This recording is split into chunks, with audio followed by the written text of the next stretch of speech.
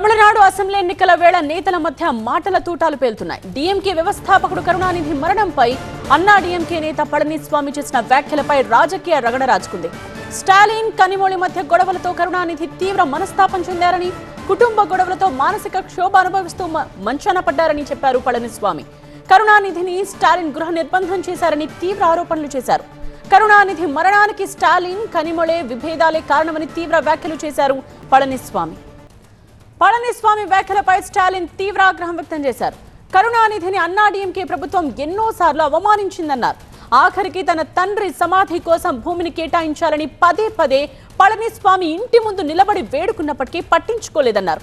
అలాంటి పళనిస్వామి తన తండ్రి మరణం గురించి మాట్లాడటం దారుణమన్నారు.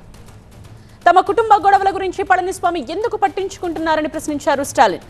పళనిస్వామి వ్యాఖ్యలకు తమిళనాడు ప్రజలు అసెంబ్లీ ఎన్నికల్లో గుణపాఠం చెప్తారని చెప్పారు. తమ కుటుంబంలో ఎలాంటి విభేదాలు లేవన్నారు. రాజకీయ విమర్శలు చేస్తే పర్వాలేదని, కానీ తన తండ్రిని అవమానిస్తే సహించే ప్రసక్తే లేదన్నారు స్టాలిన్.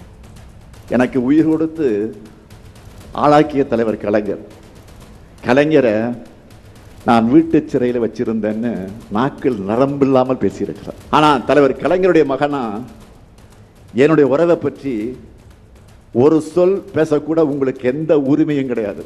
பழனிசாமி அவர்களே, தலைவர் கலைஞர் பெயரை சொல்லக்கூட உங்களுக்கு தகுதி கிடையாது.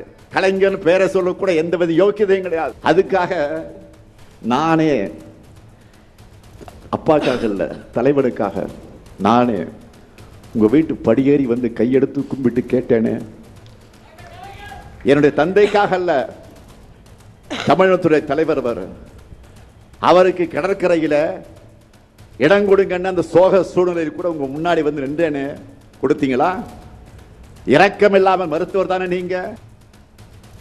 ఈ విషయానికి సంబంధించిన కంప్లీట్ డీటెయిల్స్ ని మా చీఫ్ రిపోర్టర్ మురళి అందిస్తారు. మురళి, దివంగత కరుణానిధి కుటుంబంలో విభేదాలు వాస్తవమా? కరుణానిధిని స్టాలిన్ గృహ నిర్బంధం చేశారా? ఇక కనిమొళిని రాజకీయంగా ఎదగకుండా స్టాలిన్ అడ్డుకుంటున్నారా? అంటే ఇక్కడ ముందుగా సీఎం స్టాలిన్ పై పళనిస్వామి చేసినటువంటి ఆరోపణలు ఏవైతే ఉన్నాయో, సో వాటి తర్వాత రాజకీయం మరింత వేడెక్కిందని చెప్పాలి. సో రెండు పార్టీల మధ్య జరుగుతున్నటువంటి ఆరోపణలు ప్రత్యారోపణలు అలా ఉంచితే, నేరుగా సీఎంనే టార్గెట్ చేస్తూ వ్యక్తిగతంగా ఆరోపణలు చేయడం అనేది సరైనటువంటి పద్ధతి కాదని డీఎంకే నేతలు మండిపడుతున్నారు. పళనిస్వామి చేసినటువంటి వ్యాఖ్యలు ఏవైతే ఉన్నాయో, సో ఇక్కడ కనిమొళి వ్యవహారాన్ని ప్రధానంగా తెరపైకి తీసుకొచ్చారు. సో అక్కడ గతంలో అనారోగ్యంతో ఉన్నప్పుడు స్టాలిన్ తన తండ్రి కరుణానిధిని ఇంట్లోనే నిర్బంధించారు.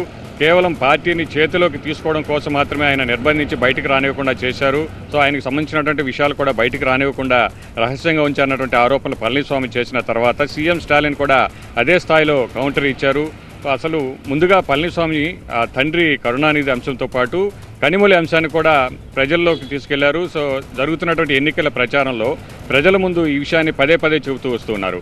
సో కరుణానిధి తర్వాత కనిమొళికి పార్టీలో ప్రాధాన్యత లేకుండా చేయాలి, అందుకోసమే ఆమెకు పోటీ చేసేటువంటి అవకాశం కూడా లేకుండా చేశారు. గతంలో రాజ్యసభ అవకాశం ఉండేది, లేదా ఎంపీగా పోటీ చేసేటువంటి అవకాశం ఉండేది. కనీసం ఎంపీగా అవకాశం ఇవ్వలేదు. ఇప్పుడు ఎమ్మెల్యేగా పోటీ చేయాలని చూసినా కూడా అవకాశం ఇవ్వలేదు. కావాలని పార్టీలో ఆమె ప్రాధాన్యత తగ్గించడం కోసమే స్టాలిన్ ఈ విధంగా చేస్తున్నారని పళనిస్వామి చేసినటువంటి వ్యాఖ్య. సో ఇటీవల చూస్తే స్టాలిన్ కనిమొళి ఇద్దరి మధ్య కూడా గ్యాప్ ఉందన్నటువంటి విషయాన్ని రాజా చేసినటువంటి వ్యాఖ్యలు ఉన్నాయి. ఆ వ్యాఖ్యలనే నేను చెబుతున్నానని పళనిస్వామి చెప్పుకుని వచ్చినటువంటి పరిస్థితిని కూడా మనం చూసాం. ఇక పళనిస్వామిని టార్గెట్ చేస్తూ సీఎం కూడా అదే స్థాయిలో మాట్లాడారు. గతంలో మా తండ్రి చనిపోయినప్పుడు స్మారక మందిరం కోసం స్థలం కేటాయింపు కోసం ఎంత ప్రయత్నించామో, ఎన్ని గంటల పాటు వేచి చూసామో. ఒక పార్టీ అధ్యక్షుడిగా ఉండి దేహి అంటూ మీ ముందు నిలబడ్డాను.